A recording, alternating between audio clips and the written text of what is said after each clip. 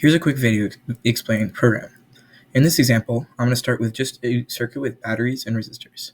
So you can see I'm placing a 5-volt battery and a few 5 ohm resistors along with some other resistors. You can place these wherever, and then once you're done placing the components you want, you can connect them by clicking and dragging.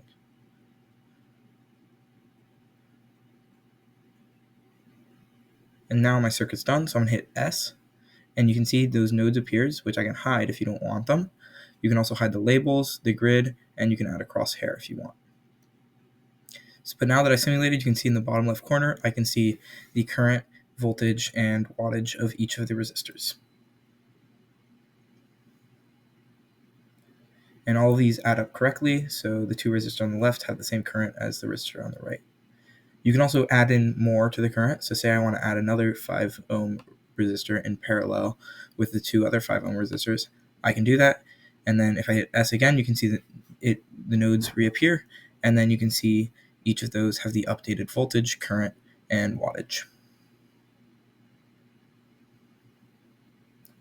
So here's another example with inductors and capacitors and resistors. So for inductors and capacitors, you will be given the option to add a starting voltage for capacitors and a starting current for inductors. And for this one, I'm doing 10 volts on the capacitor and 0 amps on the inductor, and then I'm adding a resistor. And these values are kind of small, so unlike the last one where it was around, unlike the last one where you didn't have to set time because it was just resistors, when you have capacitors and inductors in the circuit, you have to set the time you want for the simulation. So when you hit S, it asks what time. And if you don't know, you can do trial and error. You can do it multiple times if you don't get the graph you want. And you also have to say how long the time increment could be. But you can see here, you get pretty good results on the graph.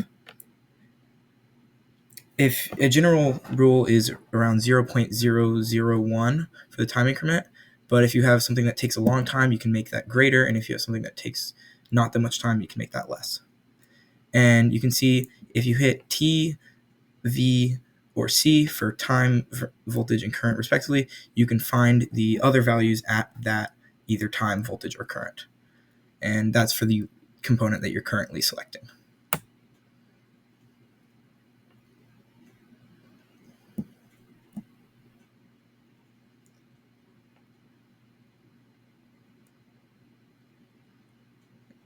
So you can see here, I'm looking for the voltage where it's 5 volts, and it gives me the time and everything else.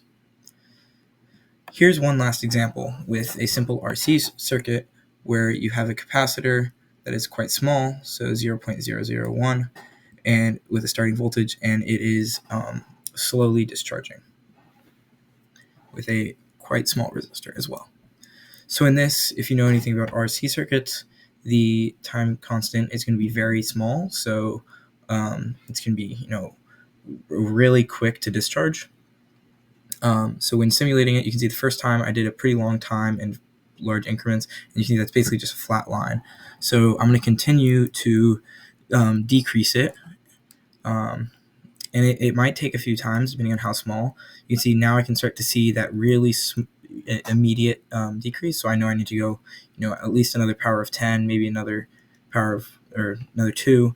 It's still looking the same, so I'm going to try one more, making both the time increment and length of time less by a factor of 10, and you can see it's still doing it, but it's slightly better. So if I do this one more time, I should get a much better result.